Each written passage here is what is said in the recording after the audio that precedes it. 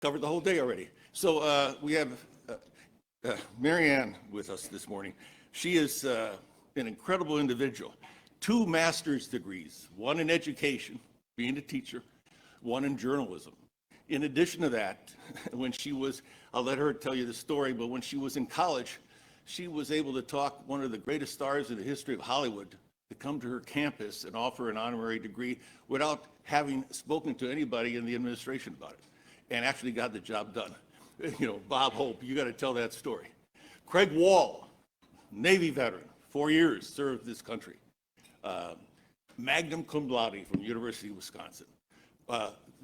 The guy, a political reporter at Channel 7, 10 o'clock news, 6 o'clock news. Mary Ann's on Channel 5, NBC. You know, 2 of the best people in this business, not only with knowledge of what's going on today and maybe tomorrow, but an understanding of the historical way we got here today. So understanding that history, we know and can see into the future. And that's what they're going to talk about today. I'm getting dry. I'm almost running out of words. But there's one more guy on the panel. John Kass. Our kids went to Kensington School together in LaGrange many years ago. And he covered a lot of my candidates that I worked for in the 80s and 90s. A wonderful guy. Merchant Marine, ditch digger, waiter. 38 years with the Tribune, decides to go out on his own, and you know, when he's on Real Clear Politics, 750,000 hits to read his column. Today he's a small businessman, raising the family on his ability to write 3 columns a week. Got a big audience, so we're really happy he came here this morning. We got the 3 best. So if I could stop talking and ask you all to come up here and do the talking, I appreciate it. Thank you. Yeah, I'm running out. Thanks. Thank you, sir. I needed the water. So I'm going to kill a little time where everybody gets seated, and Mr. Palmer is.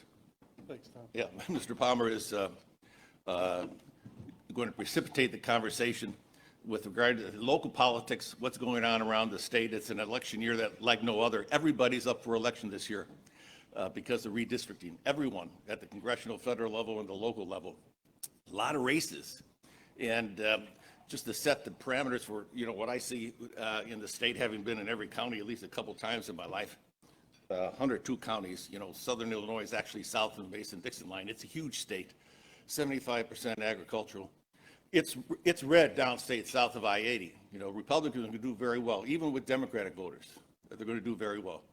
I think the race is here in this part of the geography of the state of Illinois. The city's going to go blue, but a lot of the races, you know, I think the new map kind of underestimated the strength of the independents and the Republicans, and I think there's going to be a lot of tough congressional races here that most people didn't think they were going to be difficult.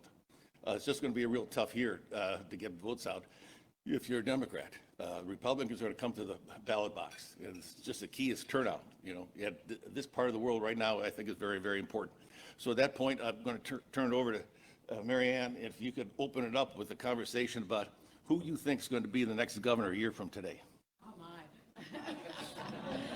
Oh, wow. Well, here's what I find interesting right off the top. Because the primary was moved to June with COVID, the petitions are just getting started this week. And I heard an interesting story yesterday that the petitions usually start in, I believe, September. Much nicer weather, easier to be out at those train stations or wherever you might be to get the names and have those signatures. And while it might be 5,000 or so, everybody likes to get double or triple just in case some of those names are thrown off. So the story that I heard yesterday just is that, and of course, you're not supposed to be paying for those signatures, but that always seems to happen somehow, that, you know, you get some organizers out there. And what the going rate was, $1 a signature, that I'm hearing this year that Governor Pritzker is willing to pay. And now this is, of course, I have not checked on this, but this is just the story out there. $5 a signature. Inflation. Inflation for sure. The minimum wage went up. It did. And of course, that's just, a small, significant, symbolic of the kind of money that's going to be thrown around out here and that he has. And so that he's willing to even, that he doesn't have the folks out there to be able to go get those signatures, that you got to pay the $5 a signature, supposedly. That's just a sign of what he's not taking anything for granted. Clearly, you've seen the ads already. He doesn't even have any competition on the Democratic side, but yet he's trying to get his message out there, which sends somewhat of a signal that perhaps he is concerned that it isn't going to be quite as easy as many believe it might be. So it isn't so much who's going to be the next governor, but who's going to be the Republican nominee. And I do believe we're going to hear very soon that the Aurora mayor is going to enter the race. Mayor Irvin is going to enter the race as the Ken Griffin-backed candidate. And if that's the case, can he hold up in a primary to win? Whether he's got all of Griffin's money or not, that is going to be quite difficult to get through that Republican primary. So today I would tell you Pritzker is going to be, but that doesn't mean that I'm going to say that in a month or 2 months. I think it is fluid. Perhaps more fluid than it was when he ran the first time. Thank you. Craig, well, what do you think? You pose a great question. Who's going to be the Republican nominee, on June 29th? Marianne, the point you made, which is so significant, is the candidate who could win in a general election may not be the candidate who can win the primary, because it's two different sets of voters coming out. And if you've got downstate Darren Bailey, who's got, a lot of fervent supporters down there, he's going to get a lot of people out of the primary. And if Irvin becomes that candidate with Ken Griffin's money, money can buy you ads, but money can't necessarily get the voters out. And so that's going to be very interesting to see how that all plays out. How about you, John? You were shaking your head. No, I was shaking my head at Matthew. He was taking pictures, and I was like, make sure you get my good side. Okay, yeah, both panelists, Craig and Marianne, bring up Ken Griffin, as did you. And I think one of the great stories that hasn't been told is the inside of who's making the decisions on Ken Griffin's money. Because we've seen what happens when rich guys get into politics. The condors come flying from all over the nation. They lock their, wings, and they fly around looking for the cash. So those No offense to consultants that I know. I'm I talking was about gonna, other. I'm going to make a distinction between campaign consultants. Yeah, and so I don't know who's telling Ken Griffin about politics. I know he's got some people around him, but I don't know if they're doing this so that they can be in line in case that candidate wins to make a score in Springfield and go back to the old ways as we did before. So I think that's a great story to be told, and I hope to tell it. And I'm sure Marianne's already on it, and she's told half of it, and she'll probably tell the other half before I get to my typewriter, and Craig too. But yeah, so You don't hear a lot about Senator Tammy Duckworth. Isn't she on the ballot this year? You don't hear about her opponent, and I just saw a poll recently where few people are interested in that office. More people are interested in the governor and the Secretary of State's office. But what's going on at the U.S. Senate level, Marianne? Isn't it? And we have not heard of an opponent for her. And so far, there might be someone that we don't know the name. At least I haven't Kim heard. Fox, how about Kim Fox? She's not going to run against Tammy, no. But, not that she wouldn't be interested in that race. Right, for sure.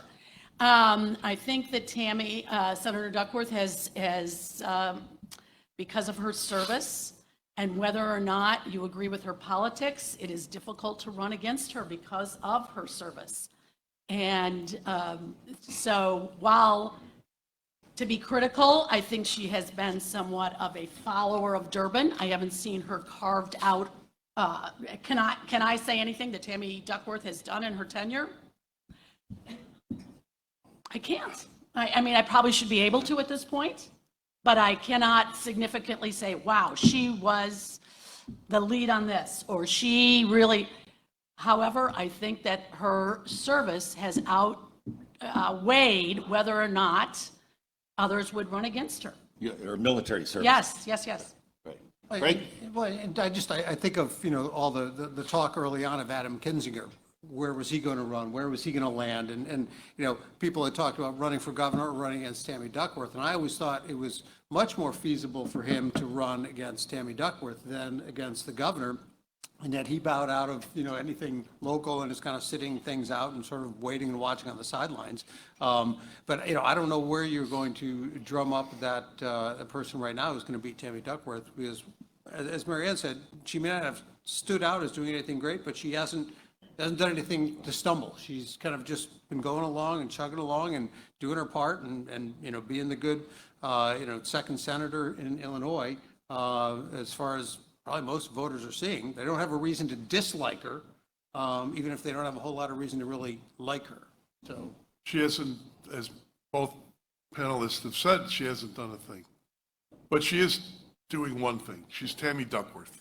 John, excuse me, don't pull your punches. Okay. I won't. But just keep that arm away from me. Yeah, this is the one I kind of broke when I was cooking Betty, that chicken that I wrote about. And I couldn't wait in the hospital for like 5 hours, so I just went to Walgreens and got a splint. All right, so. That's not official medical advice. Thank you. You're going to wait for 4 hours with people coughing on you? Come on. So the key to me is not Tammy as much as what happens after the election.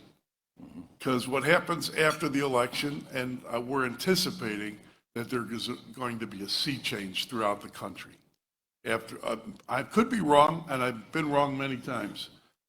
But I Sea change meaning the House and Senate. House and votes Senate Republican. flipping Republican. All right. And if that happens, I don't know, Dick Durbin has served this state well for a long time. I would disagree, but I don't think we'd disagree on this. I don't think he's interested in being in the minority after being the chairman of the judiciary and all this. And so I would anticipate Dick Durbin retiring if they lose. And that would, if you want to have a going away party for him, have it before November, because you don't want to be the last ones. And then we're going to see the dynamics open. And will Kim Foxx, I know it's a joke, but will people like that want to become Senate, in the Senate? It'll be open. And Well, excuse me, yeah, I think, Marianne, you could tell us this.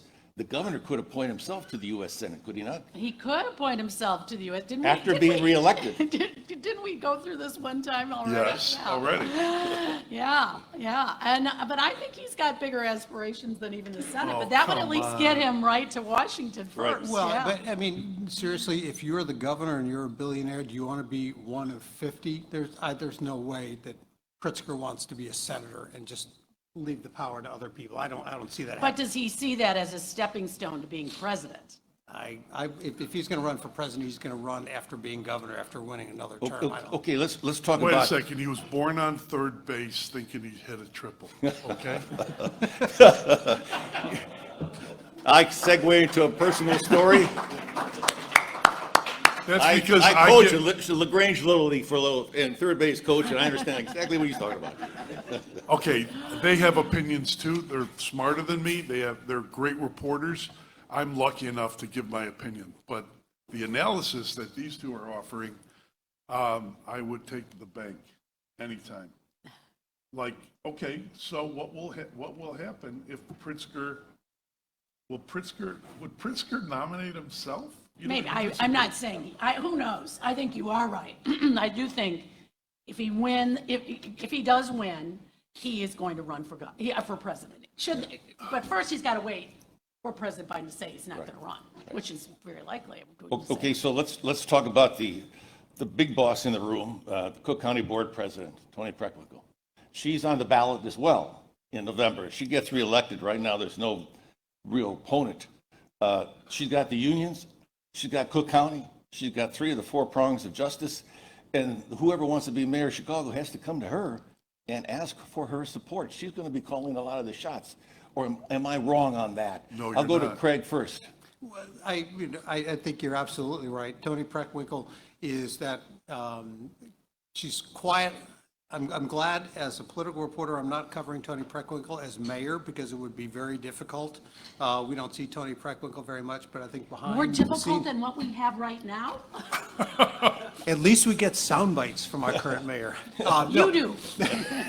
No, but I think Toni Preckwinkle is still very powerful behind the scenes, and we know, Stacey Davis Gates, the vice president of the CTU, has been rumored to be a potential mayoral candidate, and of course, we know the connection between Preckwinkle and the unions. They supported her, they lost, they hate Lori Lightfoot, because of that. So, do we see her playing kingmaker? I think she's still has the power to exercise that role. John?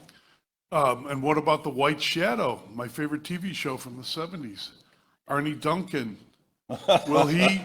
Will he kiss Tony's ring, or will they just send David Axelrod to kiss it? If he wants to be mayor. He's making the sounds. I've been writing about him for months now, and now he's out in the Sun Times. Yes, I might think about it. Well, so we're segueing into city mayoral politics from the statewide politics. Right. We still have the Secretary of State to talk about. But let me ask you something, Mary Ann.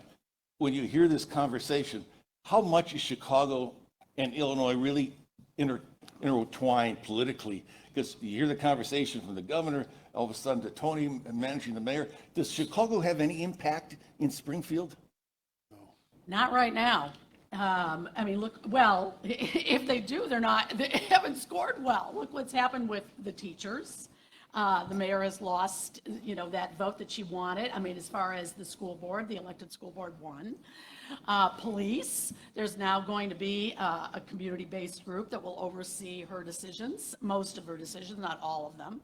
So I would say, no, that she does not, overall her team has not been as strong as we've seen in the past. There was a much stronger team in Springfield for Rom and as well as for David. So following up on that, so she's very vulnerable in the election. Absolutely. So a lot of opponents.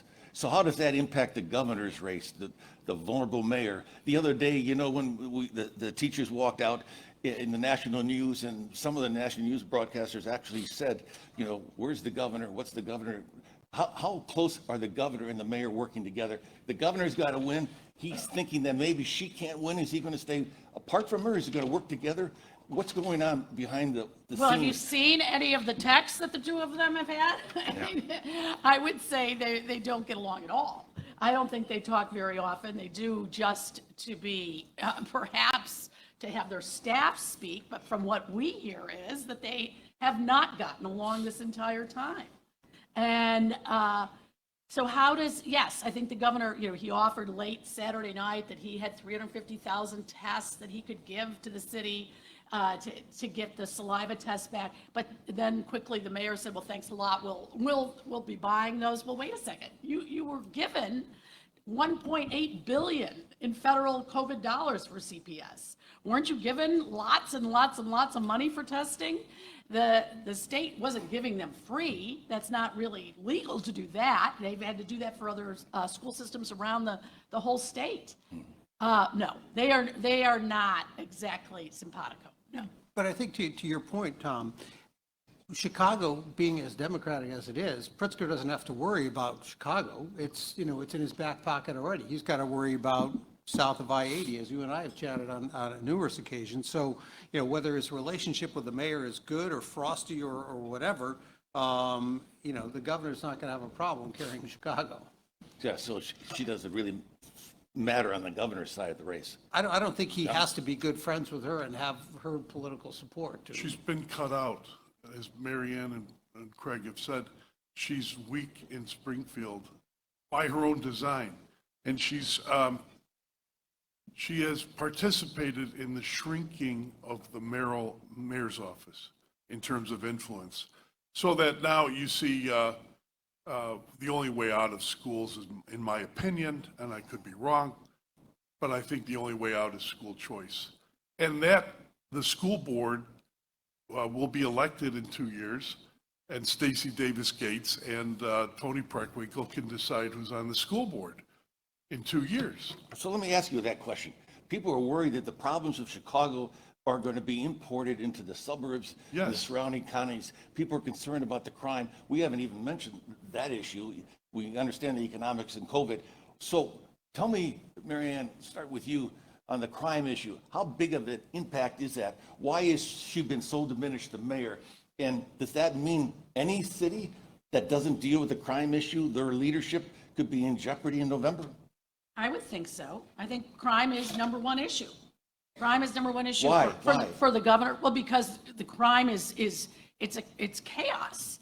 Everybody can see that it's chaos right now, and it is trickling. What's it like in the newsroom? I mean, you're in the television newsroom, on there all the time. You got all these. How do you pick which crime to cover?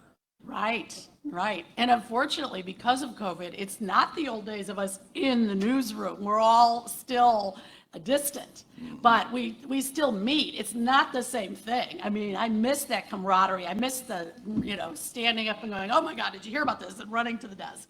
And now it's all texting and that kind of thing. But yes, there's a morning call every day and an afternoon call. We're all on it. And whether or not, how do we decide, was it, the carjacking of State Senator Lightfoot recently? That crystallized it. I mean, the state senator who also was very involved in criminal justice reform is carjacked, No cash bail. right? Well, let And- me ask Craig then on a follow-up to your question. Tony Preckwinkle, the Cook County president, has under her the sheriff, the state's attorney, and what else? The other third, the judge. judge, Tim Evans. And Mayor Lightfoot only has the police department. So where's all the money, the authority? Why do we have a crime problem, Craig? How can we have a crime problem, with the history of Chicago? Boy, there's a loaded question for which there's no answer. I almost feel like I'm answering the same way that we've heard the mayor answer it on numerous occasions, that it is, there are systemic issues that are driving it. Obviously, COVID has just added to it with, not that there's a justification for committing crimes just because there's COVID, but just with people being just on more edge, more fearful, more desperate, more, out of sorts. It's in some ways, I think it's become an excuse for people to commit crimes. But, what's driving it? There's so many factors. It's hard to pinpoint stuff. I keep telling you, in politics, to read political stories, look for the dog that didn't bark. Look for the silence. Look for what is not said, because the political people are selling an agenda, and they're not going to sell what they don't want out there. So what are they selling? Tell us what the agenda is so we know. So the agenda is, it's COVID, it's too complicated, it's systemic racism, on and on. What is not, what you don't see, and I'm exempting present company, but you don't see newsroom editorials pointing their finger at Tony Preckwinkle saying exactly what you said. You are in charge of the county. You are in charge of the state's attorney, who's your protege. She didn't even know how to prosecute a case. You just pushed her forward because you're a girl, and that means Kim Foxx. You have either, if not emasculated, then you've coerced Tim Evans into adopting this nonsense about bail. Now, I support bail for all accused of crime. I'm not one of these lock them up and throw away the key people. But at the same time, criminal justice also means justice for the people of the city and the state and the region. And if you're constantly releasing violent people on the streets to commit more crimes while they're waiting sentencing, you're going to have problems. But if we don't focus on Tony, and she likes it that way because she's just, kind of like Fred Rhodey in the old days didn't want to be noticed as the alderman of the First Ward. Same thing with her. She doesn't want to be noticed because she has the power. So leave her alone. She'll withdraw and let Lori Lightfoot stand up there and get spanked. And she deserves spanking, but she's not the only one. And John, just to follow up on what you're saying, I mean, the accountability is a big thing, right? If criminals are not being held accountable, or they don't feel like there's going to be accountability, then, they feel like they can operate with impunity. And I think that is part of what is factoring in right now. We're seeing it. Thank you. Now, we're going to go to some questions from the audience. Mr. Palmer has them over here, and he's going to read them. Well, one right off the bat, we've had a change downstate. The Madigan-Cullerton regime is gone. The Harmon Welsh regime is in. What have they done? What are they going to do? What does that mean to our state? This is such a huge change in the House and the Senate. Obviously, what does that mean to our politics? It was Thom Serafin who told me once, and I basically stole it. So, Tom, I guess I stole your idea, that when Madigan goes, it'll be like Tito, Yugoslavia after Tito. And who's going to herd the cats? Well, are they being herded, or are they all breaking up? And what do we have? No cash bail. That's what I'm looking at. The leadership of this state has given us no cash bail, and we have not yet paid the price for it. Well, let me ask one more question of other panels. In the races a few months ago out east, candidates that espoused that point of view lost. There was 3 of them. Do you think that the Republican Party or another party is going to come up with something like that? I don't hear a lot about people complaining about it right now. What do your sources say? Well, we could turn to some of the folks here, but I think that will be a campaign issue for sure in the primary as well as in the general of look at what's gone on with criminal justice reform. The new speaker, Chris Welsh, interviewed him just yesterday, and he's saying that when they go back to Springfield, there will be some tweaks to the criminal justice reform. And as he defended still what was done, but yes, he realizes that perhaps they went a little too far. So the leadership being carjacked, hit home. Exactly, Literally hit home. 100%. Thank you. I'm sorry. Go ahead. And the leader's husband with a gun too, but nobody's heard anything about that since then. So Because he wasn't a cop. If he was a cop, he would have been fired.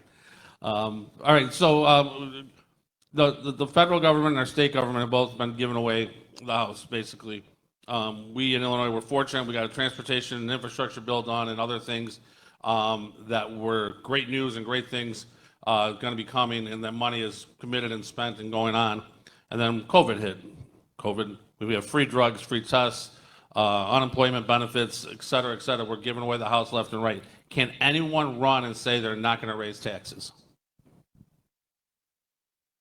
They will. They'll I was say going to it. say, no one's going to talk about raising taxes until after they get in office. Isn't that the way it usually happens? We're going to have to figure some other way to do it. But who's going to run on a campaign of I'm going to raise your taxes? Jim Thompson promised twice that he wouldn't raise our taxes. What happened? I forgot. But, regardless of where the money came from federal government and other places, Illinois, a couple of years ago was looking at a deep hole economically. Yes. Right. It's still deep, but it's not as deep. And so everybody's running this year because they don't have to call for a tax increase. Everybody's happy about it, down in Springfield, right? I mean, it's ultimately you're going to have a tax increase, but not this year. And it's an election year. There's a reason for that. But it just makes you wonder if Pritzker wins, and I presume he's probably going to, does he resurrect his progressive income tax push again a couple of years down the road when people maybe have forgotten about it for a little bit, and we'll have to see. Wouldn't surprise me. It's up to the Republicans and what the problem is, when you have one guy who owns the party, like we had with Rauner, what happens is people give up their, I guess, sovereignty in a way to the guy with the money. And you're seeing it again with Griffin. The only way the state can solve itself long-term is for local government, local politics, like this chamber. There was somebody I met in the back, I forgot, one of the subscribers to JohnKassNews.com, who doesn't pay. She said, I don't pay yet, but I will. And so I look forward to that. But she said she wanted to be involved in, she sees these problems, and I said, you have to get involved with groups like this, because this is the only way to build it. Not from a rich guy only. A rich guy, the rich guy goes, and then it collapses. But if you build from the ground up, the community ground up, grassroots, then you have something. And on that, the question was about local politics, which you just kind of hit, but bringing it local, we've got how many branches of government? We've got the township government, we've got your local community government, we've got your local school boards. And if you look at your property tax bill and everything else and what it is, you know, your village is usually probably one of the lower things on there, and all these other things are higher. How important is it to get people involved in local politics and be more aware of township government and school boards and things and how they're spending and doing things? Absolutely. I mean, that's where it all starts. And if there isn't that base, absolutely, that's where, if you don't have that strong base, then this is what happens. The Pritzkers and the Griffins and the Round, whatever, end up being in charge. And if that's how you want it, fine. But if you want it to have control, then you've got to have a stronger local. And I think, you know, the big money outsiders are the short-term solution, right? They can get people over the hump, but the long-term requires, you know, people to be active local and do their part. So you organize around things that people care about, like there's schools. We lived in Western Springs for years. My neighbor right there was the minority leader. And we had to leave. And Thom was out there too, in LaGrange. We had to leave because I could not afford the property taxes. Not all scribes are multi-gajillionaires, you know? And I couldn't afford the property taxes, so we left. And, I mean, coming up forward, you know, the next reassessment and things like that, we've heard about businesses getting their property taxes double, tripled by the new Kagi in the way he's doing things. Is he going to be up for election this year? Yeah, he's on the ballot. And is there any competition for that seat? Yes, there is. He has a primary opponent, I don't a remember gal who from it is. the Water District. I can't think of her name right now. Yeah, I'm blanking. He does have a primary opponent, but I can't think of who it is. That's not good. That is one we should all be watching out for, because that is vital for all of us who have own any property in the western suburbs. I think, excuse me, just for an interruption, on that particular race for the assessor, that's kind of a sneak race. Yeah. Trying to keep it really quiet. Yeah. And Fritz Kagi, you know, he's been around a long time, reformer, nice guy, trying to do what he can do in office. But a lot of the more powerful folks in town are trying to move somebody else into that spot for a little bit more comfort at the assessment rows. Yeah, but you know that your question about Kagi and all that low and the under the radar race, that's why when you see Ken Griffin or any guy with big money, you've got people around him like Mike Z, trying to get him to go to the Aurora mayor and go governor. But really, if Ken Griffin, and I'm probably shooting my column that I haven't written yet, but here's a, if Ken this for free, Griffin or do they have to pay? is free, you don't have to pay, you already paid. Ken Griffin, if he wants to do something, you organize the local communities on things like Kagi, on the mayor's race, where he could get involved. He could make Paul Vallis a serious, indomitable candidate immediately, if he wanted to. And then we wouldn't have to go through this David Axelrod, White Shadow nonsense, if he wanted to. Question here is about George Soros and how he puts money into controlling Kim Fox and others. Step by step, anybody want to talk about that type of thing with the elections? I just look at, when there's a lot of big money influence on races, regardless of where it's coming from, it raises a lot of questions, and people ought to be asking questions about, who's really behind candidates and what do they stand for? I have some small experience with that because I brought it up in a column for the paper that I no longer work for. And employees of the paper got all upset and said I didn't belong at the paper. So they got what they wanted. I had to leave, and I left, and I'm glad I did.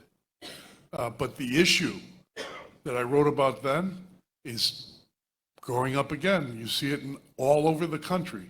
The woke prosecutors versus the people. How important is the fiscal health of Chicago and Illinois to the coming elections, and how important should it be? And not only that, let's look at the current conditions you've already covered on crime and things like that. Are these going to truly be issues that people are going to be fighting for in this next election? And are we going to see anything come of this, or is this going to be one of those things, once again, we talk, and whoever comes in is going to be? Well, the fiscal health, I think, absolutely. I mean, we hear often, I'm sure you all, that business leaders have been meeting behind the scenes to try to draft someone to run for mayor. Whether it's Arnie Duncan, we don't know. Another name that's been floated recently is State Representative Cam Buckner. There might be 10 names out there before this is all over. It might not be like the Bobby Rush race of 21, but I think we'll see several candidates. And so when the business leaders are concerned about the city's fiscal health and say, wait a second, it's not going in the right direction, yes, it is going to be more than just, one and done. And after a year from now, when the mayor's election is held, you come downtown, come and see how quiet it is, come and see what's going on. It doesn't take a rocket scientist to figure out that there's worry. Who's going to be filling those office buildings if everybody's going to be working from home? What's going to happen to the central business district? Yeah. And that also plays into the whole crime concerns, right? I mean, if people are not coming downtown, if tourists are not coming in here, I think pre-pandemic, we were like 60 million visitors to Chicago, and I don't know what the numbers are, but we know they're down because people aren't traveling, aren't coming. Business leaders are also concerned about that, and so they're, as they're looking for a candidate, they're going to want somebody who's going to have some kind of impact on the crime. Right, I did some Christmas shopping, and I walked from the river all the way to the Drake and back, one side and the other side. With packages, a brave No, man. I was shopping, I hadn't bought anything yet, last minute for my wife. But anyway, everybody at the doors had two guys that looked like they played for the Chicago Bears in bulletproof outfits. And some of the stores were boarded up, others were closed, and others you had to show your identification before you entered it. And I thought, the Magnificent Mile, my aunt used to walk me down that street.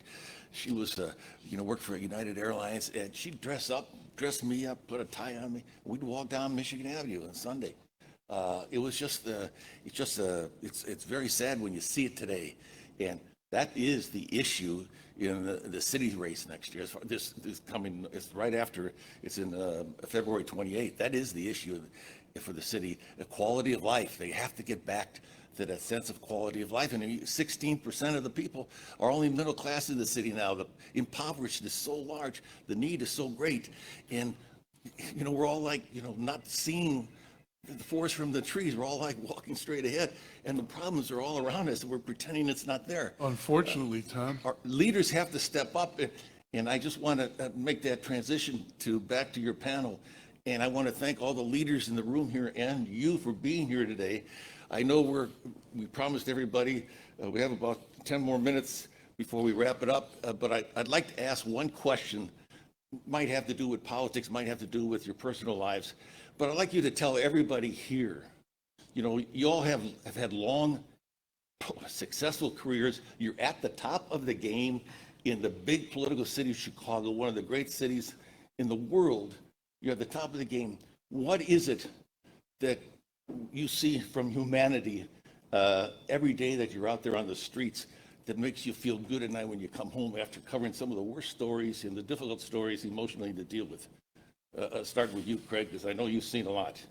You know, just a quick back story for me. I mean, I was at Fox 32 for 19 years covering crime and disasters, and out in the Englewoods and the Austins, talking to what I'll call regular folks on a regular basis. And 4.5 years now, full-time politics. It's a whole different animal. You know, when you're talking to the people who are making the decisions that are impacting the lives, and you can see a lot of it is not necessarily making a difference, at least in turning things around. You know, I look out there and I go, man, I got to cover politics. I sure would not want to have anything to do with politics and try to solve all these problems because, you know, and I've talked about this, you know, I never understood why anyone wanted to be Chicago's mayor when Rahm stepped aside, and never understood why anyone wanted to be the governor of Illinois with all the problems that are here. So, I mean, it's kind of the different despair of the neighborhoods, but it's like wow, how do you fix these problems? And are people expecting politicians to fix all their problems? So your story, my question went back to where do you see the hope? Yeah, In the humanity that you see every day. You see it in the eyes of the folks you interview. you know, the people who really care about what they're working on and what they're doing. I mean, there's a lot of people out there who are trying to make a difference in their small sphere. I mean, I think too many people want to make the big, huge difference, you know, when they forget that really the difference that most of us can make is on a small scale in our neighborhoods, in our communities, in that small group, that influence circle that we have. And when people are out there doing it, and regardless of which side of the political fence you're on, I just have a lot of respect for people who are out there fighting for what they believe in and trying to make a difference. And that's where I see the hope, with people actually willing to do that and get involved and put some skin in the game. Yeah, I think I see it as I'm the mother of three who are, you know, I'm a grandma. I have 3 children who are 30, 29, and 26. A nurse, a federal agent, and a new Cook County prosecutor, actually. Traffic court. That's where you start. And then 2 little ones, you know, that just little 2 and 10 months. But I think from when I'm with them, and their friends, and I was just with a bunch of their friends this weekend at a little birthday party. And when I see that the 30-year-old crowd thankfully knows what's going on and asking way more than they did when they were, of course, in college and didn't care and, you know, just cared about whatever was in their lives. But when the young people ask me about, oh, wow, tell us about, you know, what happened at this, or, you know, is this really the way the mayor is, or, you know, oh my gosh, what do you think about that? That gives me hope that they care, because we got to have, you know, if we're not bringing up the next group, you know, I'm kind of in the newsroom already kind of looking around saying, all right, as Carol Maureen did for me, you know, was a great, fantastic mentor for me. Who am I going to mentor? Who am I going to say, you got to care about this. You got to start asking these questions. You can't let them push you around. You know, you can be polite but firm. And so if we're not bringing up that next group, then there isn't a lot of hope, is there? So they're our hope, that they care and want to know. You know, when my kids even send me an article or you know, text me and say, Mom, did you know about this? I'm like, oh my gosh, I'm so glad they're paying attention. Because if you had asked them 5 or 6 years ago, they wouldn't have known who anybody was. So that gives me some hope. Terrific. Thank you. First of all, I held on to something that Thom, he cut me off, and he's my friend. But remember this. On the city issue, if you don't focus on Toni Preckwinkle and crime and judges and prosecutor and the whole 9 yards with her and where that fits, you're going to be missing it. So I don't want my readers to miss the story, okay? The dog that doesn't bark. As far as the hope goes, Well, tell me about the dog that does bark inside your soul. you know, I got him on the left shoulder, and on the right shoulder's the good angel, Yeah. you know? And Those long nights and weeks on the water as a merchant marine, I'm still fascinated I love old movies. Humphrey Bogart comes to mind. Where's my strawberries? Strawberries. What did you do as a merchant marine that puts you in a position today to see the goodness in humanity? I probably did everything wrong to see the goodness in humanity when I was 19 overseas, but when I see the goodness in humanity now, I'll give you a number, 7,000. There was a doctor in this region, in this area. He may have delivered some of you. His name was Ron Lorenzini, the bricklayer. And he had a practice out here. He was pro-life. We met him, Laura Moran from the paper, whose dad or uncle worked with Dr. Lorenzini, got us together. He just passed.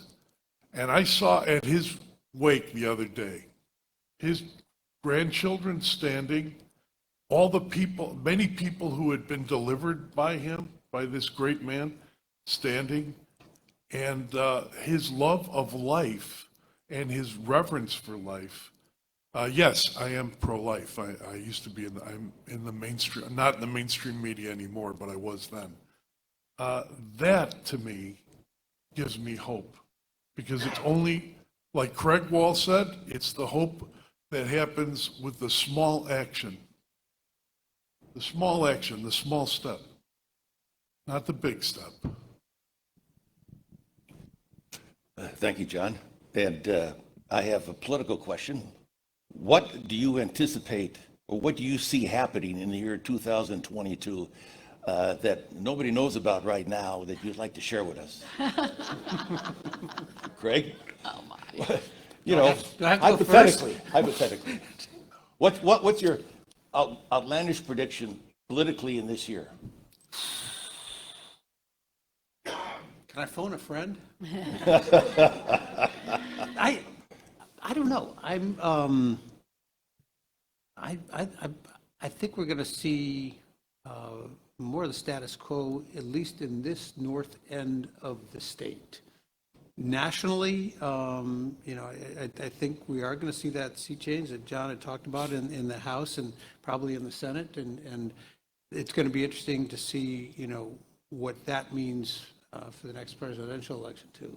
But no, I don't have an outlandish prediction. I'm not one to make bold predictions, because I don't want to get bit in the rear end. Go ahead, John. Can I make a prediction that involves a panelist?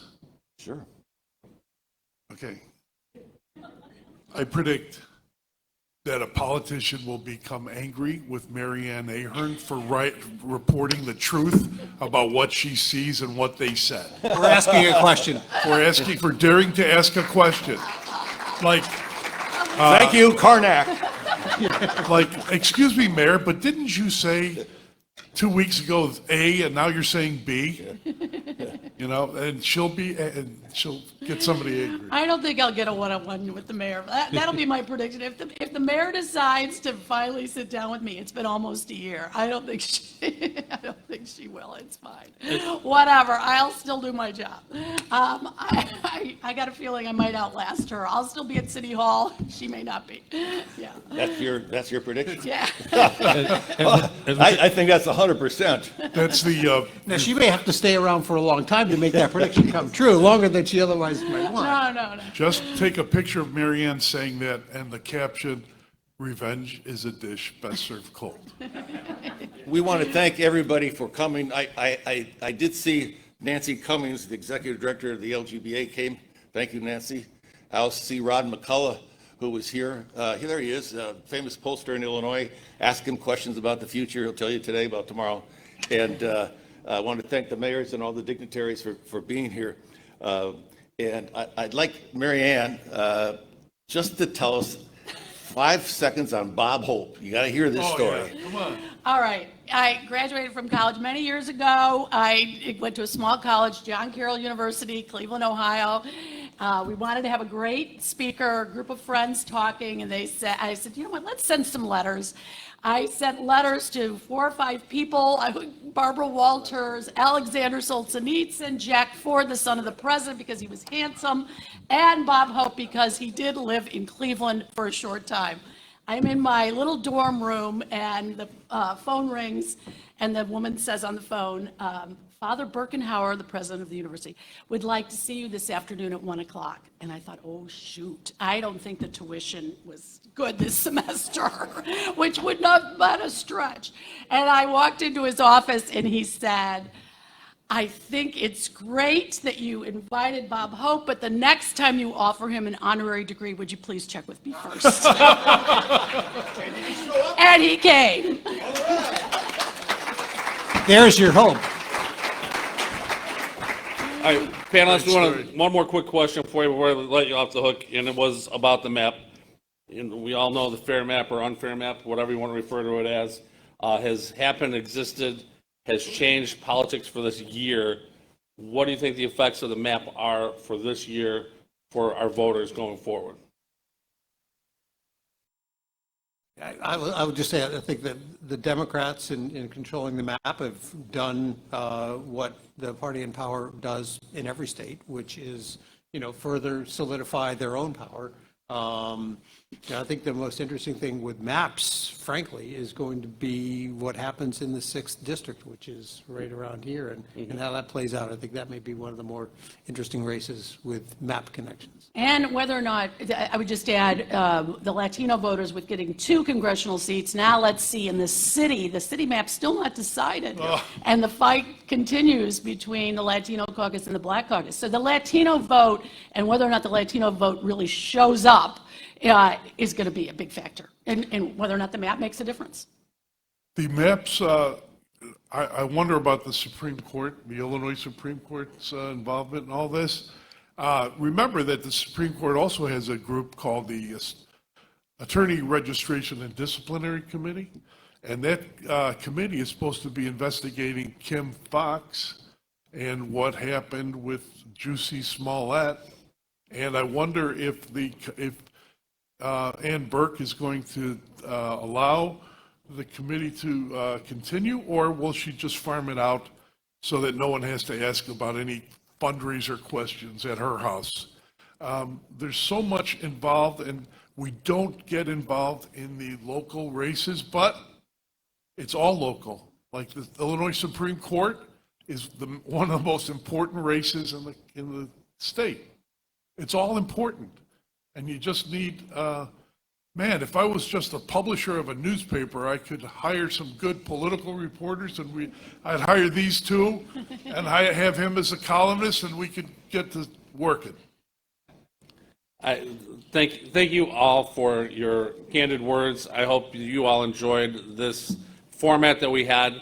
The next few breakfasts will be kind of back to our older format of we will be inviting our state officials to speak. We'll be invited our local officials to speak, and hopefully even some of our federal officials, especially with the map in the 6th district. And maybe you might not even know what congressional district you live in right now, because that is all changing. And you might have Chuy Garcia where as your new congressman and not even know it. So that will all be on the future of these breakfasts. So we hope you will continue to attend and tell your friends about it. I think the one lesson that we should all take out of this is it's all local. So let's start locally with our chamber and be active. Let's be working hard for this group in this area to make businesses a better in our area, but also to also become the farm team. Let's start getting together. Let's start getting active. Let's start making local voices heard. So when we go and visit Speaker Durkin, he's there and listening to us. When we go and visit the mayors, they're there and listening to us, our Cook County commissioners and so forth. It is important, but it all starts locally, and it starts in this room. Thank you today for attending. We really do appreciate it. Thank you. Thanks for watching, and if you haven't already, please consider subscribing to our channel. And while you're at it, please leave us a comment. Thank you for watching.